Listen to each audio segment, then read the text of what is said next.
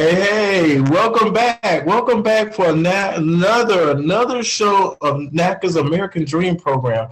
I'm just amazed and happy to be back. It's always good to be on here because we're helping, and NACA's just relentless. We're telling people about mortgages, how to get one in spite of a 480 credit score, in spite of not having a whole lot of funds, in spite of all these things. But I always want to welcome my dear friend over there in Texas, Internet. What's going on over there? How y'all doing out there?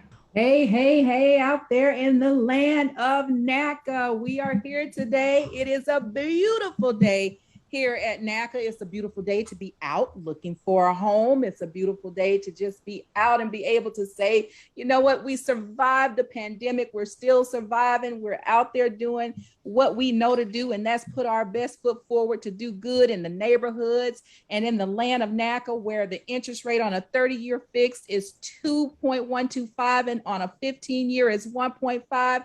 This is the day that you can realize your dream. I feel like Oprah by saying, you get a house and you get a house. We got to make it happen. But Damian, we got some interesting things in store for this hour. This is the Power Hour. I like calling it the Power Hour because we have, backed by popular demand, drum roll, Damian, who do we have today? Hey, we got the man with the plan, the knowledge, and all the know-how of NACA. Mr. NACA himself, Eric Exum, is back to continue our conversation from last week. So if you have any questions, I'm sure some of you guys are already putting questions in, but 833-771-0500. Again, that number is 833-771-0500. And Jeanette, I know you are already inundated with questions for Eric. I am. Let's get started. Absolutely. And don't forget, we are live on Facebook right now. So throw up some hearts for our Facebook community out there. Throw them hearts up. Let us know you're hearing us. And don't forget, we're on Twitter and Instagram right now. So, let the questions come in. Eric has decided he's going to bless us again by bringing, and Eric is a really busy person. We're talking about the national director for the mortgage services. So there's a lot that goes on into that. There's underwriting, there's quality analysis, there's quality control. There's so much that goes into it. And I'm just so happy that due to all of the questions, and we've been getting questions every single day. That's never happened before. So it just shows us that what he said was so powerful and it resonated to so many people. We didn't have a choice, Eric. We had to invite you back. We thank you for coming and taking some time out of your busy day to come back and ask those questions. I'm going to hit the ground rolling, but first I want to ask you, how are you? And thank you. Oh, I'm great, and it's a pleasure to be back. I look forward to it. I've been looking forward to it. We're all here for the same reason, to help our members get through the process. So I'm going to do my best. There's no question that's off limits. I will answer anything that's asked, and my goal is to simplify the complex, right? Just give you the direct answer so you can make it through the process. Thank you. And ladies, I'm gonna tell you up front, because this is the third time we done got asked about Eric. I'm gonna tell you up front, ladies, yes, he is handsome. I know y'all see him on Facebook. He is very handsome. We get that, but he ain't single. So for the third time, we done had 3 people ask, is he single or what? My answer is he's not single, and what? So, we gonna leave that alone. So this is I just got another question about that. So we done top that up. We gonna X that. We done with that. Eric, why do we need underwriting? One of the questions is, why does underwriting have to be so intense? If I've given all the information to the counselor has verified everything, checked everything out, why does this process have to dig so deep and all the explanations for my name? I got a P in my name. I got a T in my name. Is it a P or a T? Why is that so critical?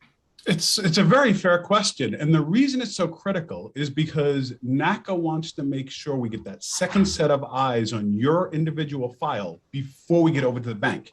Remember, if in the qualification process, we dot all the I's, cross all the T's, and get it right, we do that before you spend money. So I know there's an emotional investment in telling your story, putting together your credit asset income documents, overcoming the hurdles that you might have had in the past.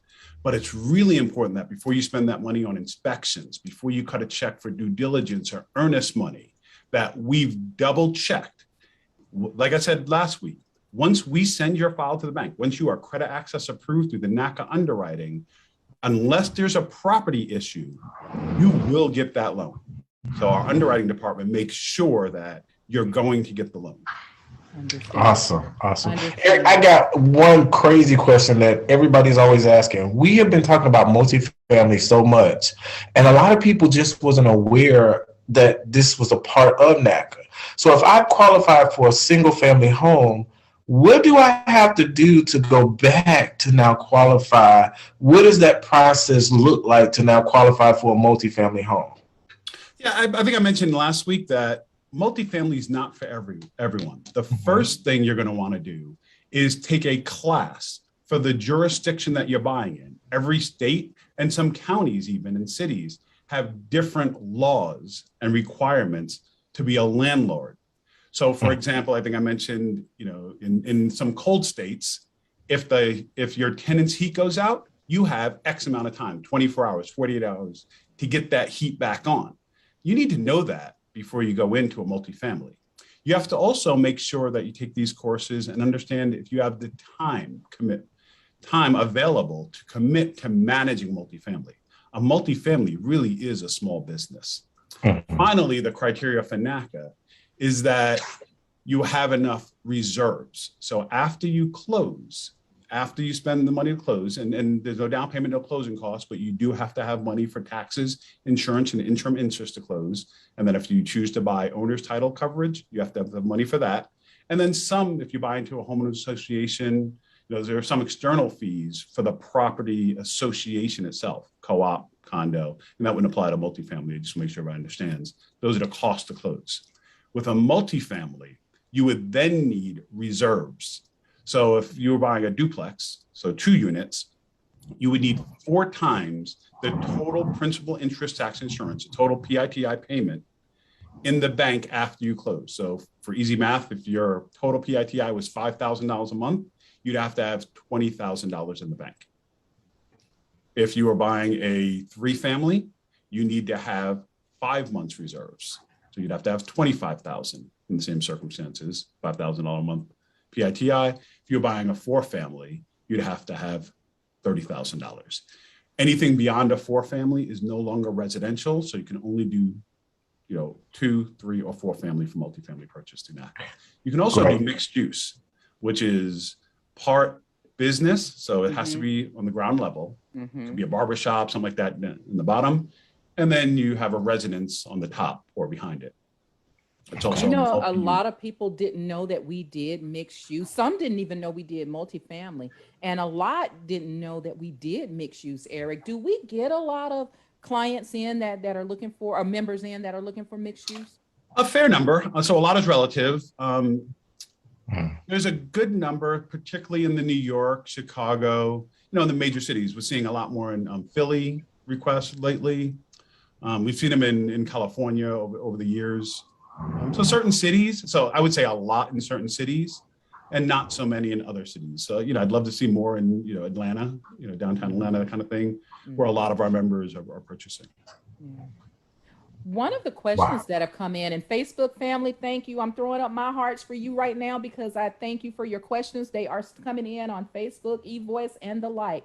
One of the questions that are coming in right now is qualification valid for 6 months or 90 days? I saw on a video where someone said that the qualification is now only good for 90 days. Before you answer that, Eric, to that Facebook person that is putting that question out, thank you, because there's a lot of misinformation out there across social media about NACA. And to get the information correct, the right source and the first source you should seek out is NACA's official Facebook page. Look for NACA's official Facebook page to give you that information that you need. But Eric, for qualifications, what is the real answer? Yep. So I'll give you the long and the short answer. So I want to add to your official, NACA Facebook page. Also, go to NACA.com. The long answer I'm going to say is because NACA always looks to do what we do better. So if we figure out a better way to do it, we will change our criteria. We'll change what we're doing from one day to the next. So both people were correct at one point.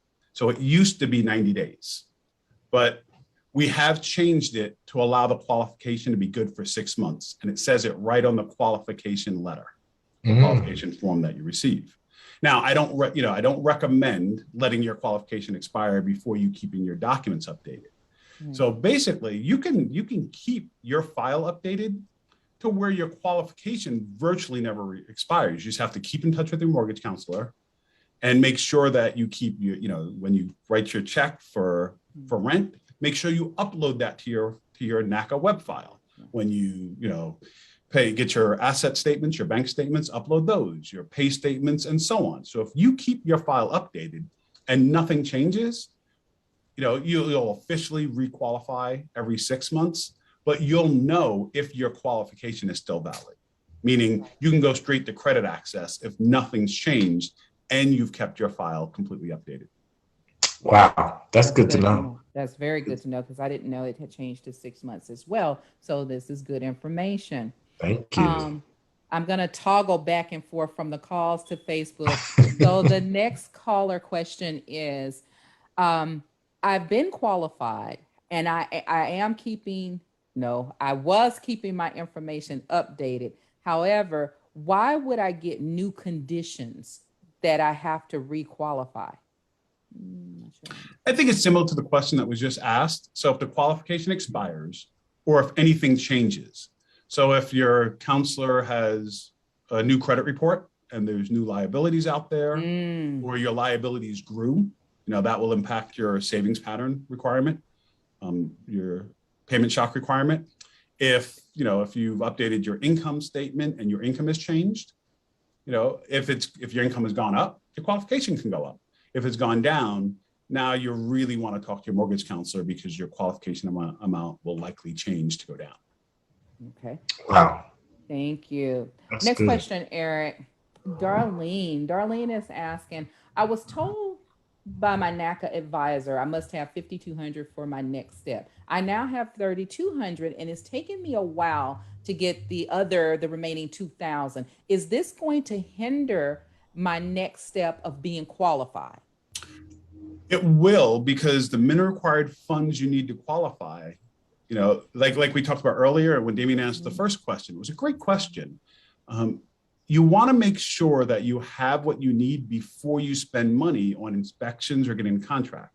If in this case, Darlene, you need $5,200 to be able to get through the process for the reserves we talked about, your prepaids, which are taxes, insurance, interim interest. You may need to do an interest rate buy down to get to the payment that you need to qualify for the house that you want to purchase.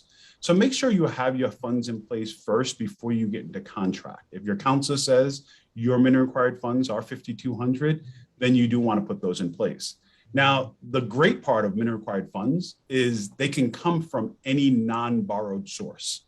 So it can't be borrowed funds. It can't be your student loan or even the PPP loans lately. People are trying to submit for those. So it can't be that, but it could be a gift from family. It could be tax returns. It could be the stimulus, which you don't have to repay.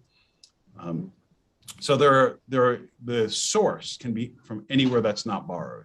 But if your counselor does tell you $5,200 is your minimum required funds, you'll want to save that. And Darlene, hang in there, because that for true low moderate income people, that's why we don't have required closing costs. That's why there's no down payment. We absolutely understand that we don't have tens of thousands of dollars, coming into home ownership if you're a true low moderate income person, generally speaking.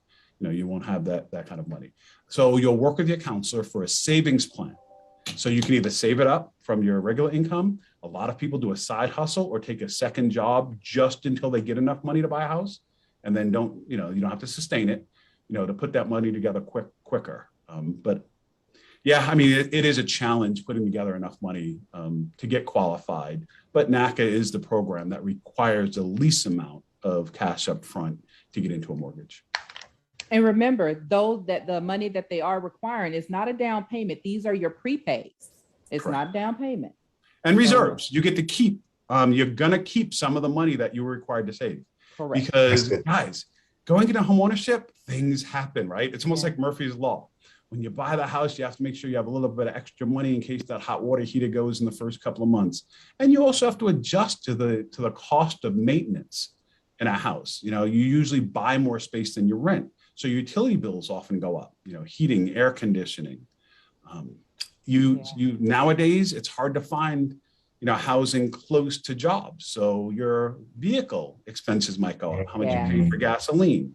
So make sure you have a little bit of extra money, set aside to adjust to the new cost of homeownership.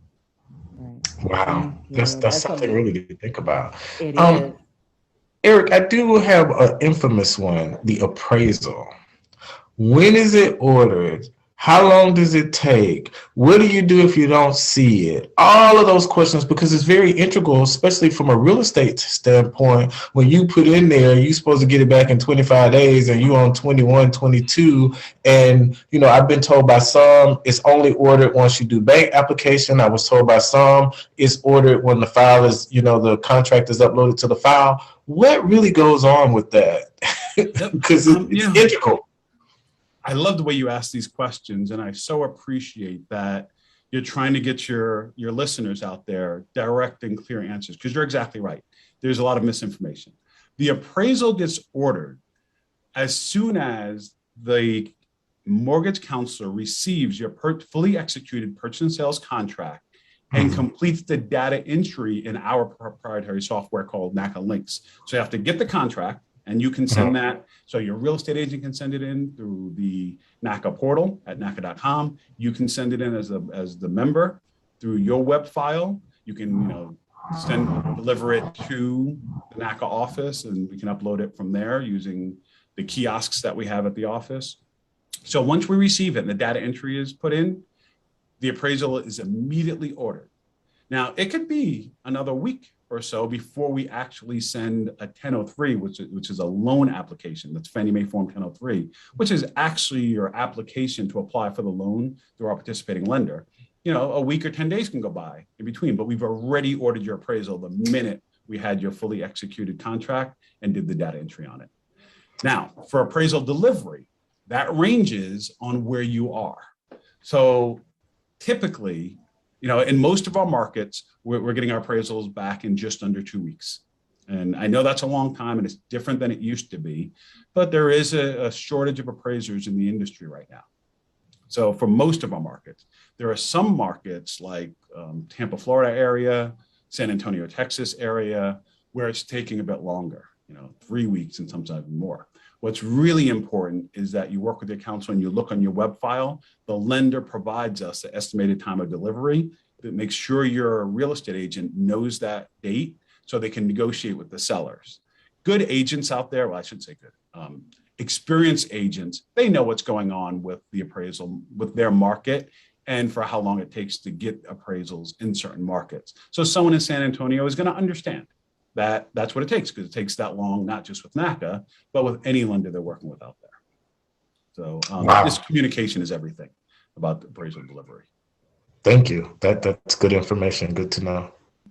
And for sale by owner or seller, I think it's kind of the most difficult part is the sellers are not willing to understand. Do you see that on your side of the business, Eric? For sale by owner can go either way. So I like working directly with the owner. It typically eliminates the real estate agent on the seller side. And sometimes agents are incredibly helpful on the seller side. And sometimes, if they don't respond, don't answer their phone, they can be in the way. The seller is generally 100% motivated. Agents, and I don't want to say anything bad about agents, because agents, are the lifeblood of this industry, and they really do a good job in general. But somebody who's trying to sell their own property, it's nice to be able to interact with them directly. They're generally a little bit more willing to give the extra time to get what's needed, because they understand they didn't hire an agent. They're usually trying to save a few dollars by not having an agent. Most for sale by owners I see, the buyer or member already lives in the property or has what's called a non-arm's length relationship with the seller, meaning they know the seller outside of the transaction itself. Gotcha. Anytime there's that kind of transaction, and so make sure everybody knows, we're going to do something a little bit different when you're buying the house that you already live in. We're going to do something a little bit different with your rental payments. We can't use a verification of rent from a seller because they have a vested interest in the transaction moving forward. So you will have to document that you're paying rent through 12 months of canceled checks or electronic payments or showing in your bank statements where you withdrawn the money for 12 consecutive months to make the rent payment. So just keep that in mind. But you're right. For sale by owner can either make it more complex or more simple. Yeah. And generally, I see those when they already live in the property. Right.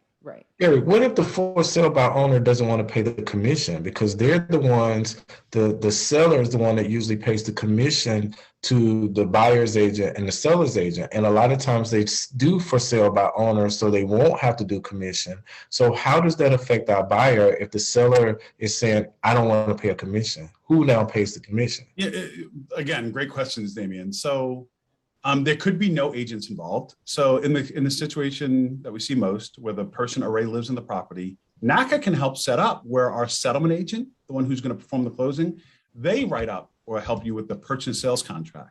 So you don't have to have agents involved.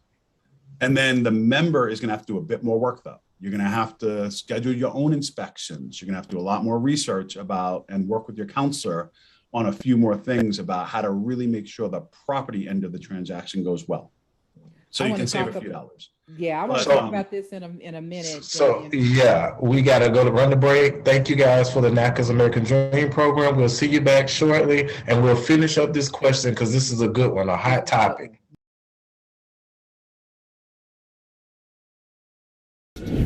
Well, look, you might not be popular, but my favorite character is Celestial because One of the quotes that I wrote down in the book that kind of stood out to me was, "Love is the enemy of sound judgment." She seemed like a very needy woman. And I can't even respect Andre because how do you prey on your friend's wife while he's incarcerated? Like, I just can't get with that. And maybe I got too invested in the book, That's the point.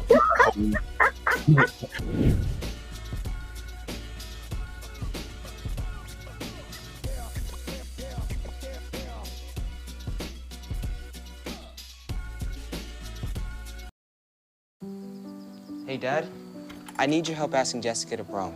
Of course. Love is like the ocean. You have to tread the waters. Dad, that's not the kind of help I needed. Hey, Jessica. Will you go to prom with me? Yes. You don't have to be perfect to be a perfect parent. Thousands of teens in foster care can't wait to share their firsts with you. Is love transactional? What is it? It's so good when you loving somebody and somebody loves you back. You want that and somebody loves you back part. What is love? I feel like we just opened up the Miseducation of Lauryn Hill.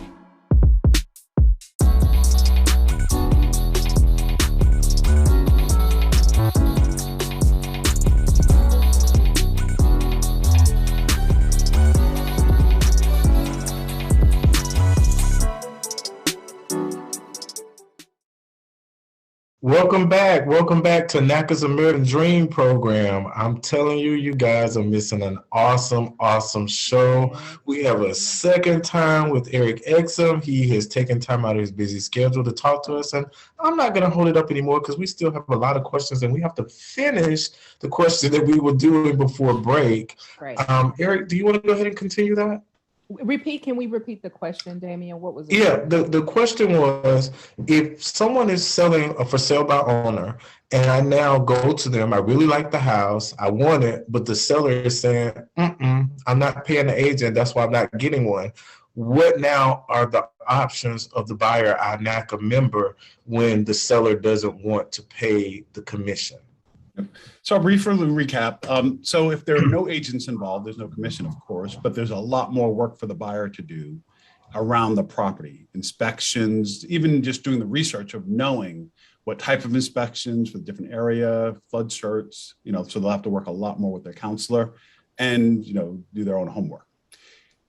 If it's a for sale by owner, there's not a listing agent, so that side does not have to be paid. The typical commission in the country right now ranges from 2 to 3% per side of the purchase and sales price.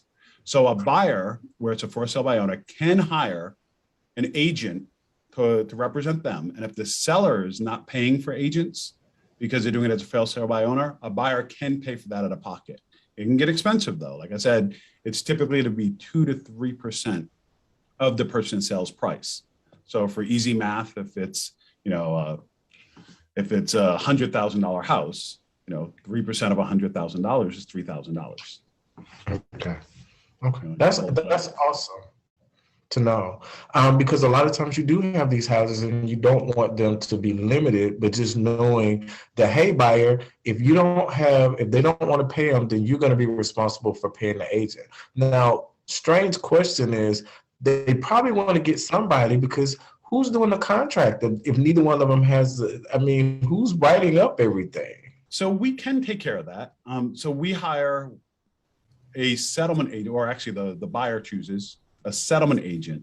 So depending on where you're on the country, it's either an escrow officer, it's an attorney, or a title company. And there's standard contracts for different states, jurisdictions, counties, cities. So they'll generally pull a standard contract, put the additional, the NACA settlement agents or the NACA approved settlement agents, the vendors we work with, they all know the criteria we require, like the settlement must be at the NACA office, things like that. And they'll put it in the contract and they can write it up. So you can absolutely do this without agents. As you intimated, and as I said, it requires a lot more from the member and the MC. So for most people, they find it worth their while to hire the agent. But for the member who asked earlier, who was putting together the money and had to put together the $5,200, and it would take a long time to put additional money, that's somebody who can find that savings in doing their homework, doing the research, getting their MC really involved, getting the settlement agent really involved, and they can avoid the commission altogether. Yeah. Good information. But just the key fact that the buyer doesn't pay traditionally the commission, just so everybody knows, the seller is the one that pays your agent's commission. So it's not always. That's exactly right. Traditionally, the commissions are paid from the proceeds from the seller's side. So it's usually built into the price. And to your point, that's why I said a lot of people do for sale by owner. They can get a lower price. They don't have to pay the commissions. So both sides can save money, but you're exactly right. Commissions are negotiable. So technically, although it's traditional for the seller's side to pay the commissions, they can negotiate the buyer's side to pay it. And that's the kind of crazy things we're seeing in the market where, there's a lack of inventory and it's a quote unquote seller's market. Now, NACA will not allow that. Will only allow the buyer to pay a commission in the circumstance of a for sale by owner when there is a savings to the borrower in other areas, usually purchase price. To say it a different way, and I'm sorry, I say a different way. We didn't build this program to have no down payment, no closing costs to the borrower, just so it can be supplemented by the seller charging more fees to our borrowers. That's right. So we don't allow additional and non-traditional seller fees to the NACA borrower. I like the way you put that. Thank you. Simply put. Thank you. Yep. So I'm toggling back and forth. 833-771-0500. Eric is working us today. He's working the lines today, and he's working the I see the hearts going up. And you guys keep them coming. But I'm going to toggle back and forth. Eric, earlier you tapped into the stimulus and the pandemic and how you can utilize those funds and things like that. Erica is asking a question here, and her question is, due to the pandemic and based on my job, I have been receiving stimulus. Can my stimulus be used as part of my income? I think I already know the answer to this, but I want you to answer it. And also, I am also receiving advanced child credit payments. Can that be included in my income for qualification for a higher amount? Good question, Erica. Yeah, it's a very good question. The short answer is no, because anything that you're including in income has to be something that is going to be there for the foreseeable future. For NACA, that's going to be, reasonably project 5 years out. So although nothing's guaranteed, you could lose your job in the next 5 years. You can, you can reasonably project that you'll still be employed in 5 years, if nothing goes wrong. With a stimulus, that has a short shelf life. So that's going to end soon. To say it another way, Erica, you don't want to count on money to make a mortgage payment that's not going to be there for the foreseeable future or for the long term of making the mortgage payment. NACA is all about long-term affordable homeownership. Not just getting into the property, but being able to afford it comfortably over the long term. Sustain. Yeah. Now, with that, Eric, what about raises? Because if I got a raise, that's going to be for the foreseeable future. So if I got qualified on this amount and I just got a raise right after I got qualified, how or are we able to go back and use that to be requalified? Absolutely. We can absolutely. So we're always underwriting to current income. So if you got a raise last week and now your income has gone up, we can underwrite to the increase in income because exactly as you said, that's there for the foreseeable future, right? If you get a raise, it doesn't go back down in 2 years, 3 years. Theoretically, it's going to keep going up. So we can absolutely underwrite to the increase in income that you just received. Awesome. Hey, hearts for Eric on that one. I know you're getting it. So Marcos is asking, is 2 years of W-2 is strict requirement? Is it a strict requirement? If I've shown growth in my professional career, increase in income, and is stable for at least 1 year, do you think 2 years is strict? So there are circumstances where you don't need 2 years. So I'm going to back up a little bit and talk about different types of income. And I'd love to talk to Marcos and understand why he's asking that. But generally, most of our members are what's called wage owners. They receive a W-2, they receive, they work for a company who issues pay stubs, W-2s, et cetera. For a 1003 mortgage application, if you're applying as a wage earner, you have to have at least a 2-year history of income. Basically, you have to have enough time in to really understand if being in the workforce is for you. Because at the end of the day, it's not for everybody. And some people work for a year, or barely 2, and then it just doesn't work out for them. They go back to school, they just don't want to be in the workforce. So 2 years is the standard for somebody who's a W-2 wage earner.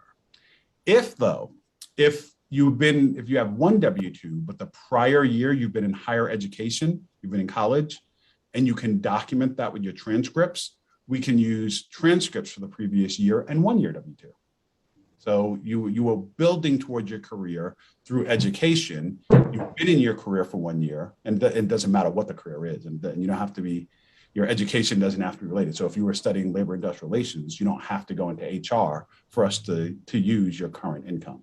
You could be putting up drywall, and we'll use that for 1 year after you're out of college. Also, if you were self-employed in previous years, so if you have 5 years of self-employment, that didn't quite work out, and now you have 1 year of W-2, we can use that because self-employment is employment. So we can use your self-employment history, add it to your 1 year. If what you're saying, though, is you've been in and out of work, and last year you didn't work at all to get a W-2, or the year before, you do have to establish yourself back in the workforce before you're able to qualify. Wow. So short answer is yes. We can work with just 1 year under particular circumstances, but generally speaking, if you're a wage earner, we're looking for 2 years W-2s. Interesting. And we're back to Erica again. She called back in, and she said serious issues in life due to pandemic, left medical profession due to emotional and physical overload, just can't handle the environment any longer. Going through NACA program is my gleam of hope. Although I've changed income and the industry, it seems like I'm starting over. And it sounds like she didn't finish, but it sounds like she's switching careers, Eric. She's left the medical industry, and I want to say I see ED, and I think she was letting me know she went into education or something else. When you change careers like that and your income is impacted, how does that affect your qualification? What a great question, and I love engaging with Erica. And I generally don't give my personal opinion about stuff, but I'm going to say, kudos to Erica for taking care of her mental and physical health and putting that first. Now, having said that, NACA does not require you be in a specific industry for any amount of time to use that income. So NACA understands low, moderate income people, we change industries all the time, right? I might go from working at the front desk of a hotel to realizing that the van drivers who come to that hotel make more money in tips and want to give that a try, and I want to get away from the front desk, do that for a year or two, and then I go into the food and beverage service for the same hotel or a different hotel or outside the hotel and do that for a year or two. It's okay that people change industries and change jobs. The key is for there not to be significant gaps in employment in the most recent 2 years. So industry change is fine. Gaps might be an indicator that, there'll be some challenges in sustaining your mortgage payment. But you can have gaps in months 13 through 24. So in the most recent 12 months, you really don't want to have gaps in employment. But in the previous year, if you have gaps and they're explained and your current employment is stable, that's the key. Current employment is very stable, then we can work with the 1 year with no gaps. Wow. Okay. Let me see if I can go faster because I know we're approaching a break. I'm going to state the question so we can get our answer, but I want Gia and Jamil to know we're coming back at you. But here's the question. Is it required to advise your counselor if you want to buy single family or multi before you begin even looking, or can you decide once you found the property altogether? You really need to advise your counselor before you start shopping. Focus is everything. And I'll tell you straight, if home ownership isn't, in your top 3 priorities right now, then now is not the time to come through the process. Continue updating, continue with your budget, because that should be important in life anyway. Once you really know what your priorities are, because this process is not simple. No home buying process is. NACA is unique in that we really engage our members to understand homeownership. And just like studying anything else, it really requires your focus right now. It doesn't have to be a long period of time of your focus to get into homeownership, but it is an intense period of time for your focus. Wow. So you really need to, and your real estate agent should tell you the same. You really, when you're out there shopping, need to focus on what works for you. If you're somebody who right now hasn't decided yet whether you want single or multifamily, you really need to focus on shopping for single. And then only if that doesn't work out for you, you can't find what you're looking for out there, then focus on multifamily. And multifamily means different, right? It means 2-family, 3-family, or 4-family. I will tell you straight, a 2-family is a very different experience of purchase than a 4-family. It's not nearly as much work. This is the way I explain to most people. Most people, have trouble grasping how much extra work it is. Think of each additional unit for those of us who are parents, like having another child. Oh God. When I had my second child, my wife and I, we had our second child. It was more than twice as hard as only having one child. I figured, if it's one extra kid, it'll be twice as hard. No, it was more than twice as hard. Right. And buying additional units, it's just like that. You have now 2 sets of tenants or 3 sets of tenants. Really, a multifamily, 4-family purchase is like having a whole second job. A 3-family job, is like having, a part-time job that takes up, a fair amount of your time, and a duplex takes a lot less time. It is, like having a part-time job, but, maybe an extra 10 hours a week as opposed to the 20, 30, or 40. Wow. So you guys, I know we got to go to break. Yes. NACA's American Dream Program. Stay tuned. We'll be back. Don't leave us. We got some more information coming. Thank you.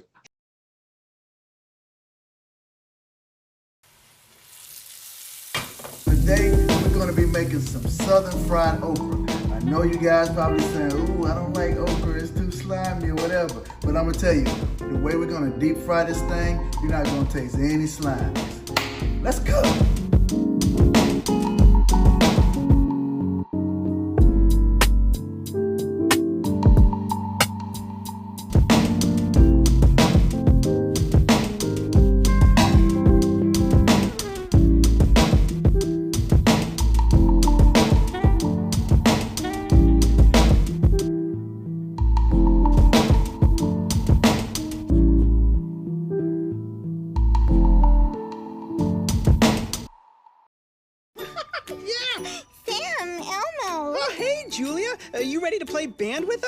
I'm gonna play my clarinet. And Elmo's gonna play his drum. Drum loud. Oh, well, you know what to do, Julia. Julia knows.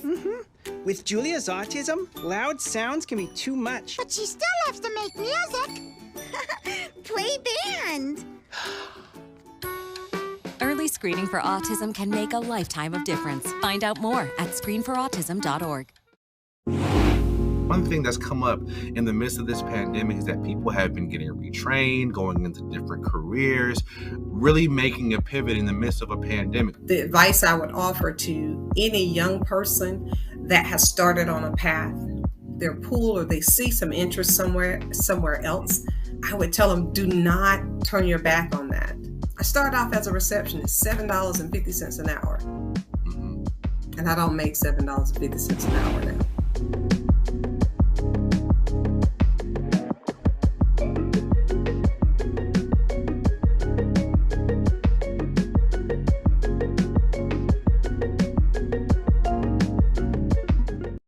Welcome back, welcome back, welcome back. Sadly, to NACA's American Dream program.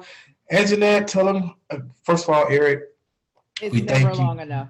It's We never long appreciate you. Oh my God, we just, I don't know what to say. It's not enough time. Thank you so much for taking time out of your day. Anjanette, tell them where to find us.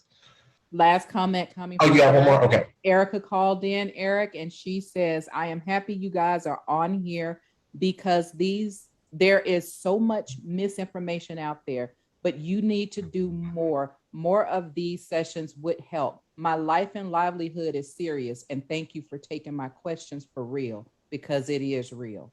That's from Erica. Wow. And I know you're about out, but real quick comment. I appreciate you, Erica. And you're right. There's a lot of misinformation. So please go to NACA.com, Yeah. go to Home Buyer, and use the purchase resources. You know, I know we don't like to these days, but read the workbooks, read the materials out there. What's in writing is the right answer to your questions.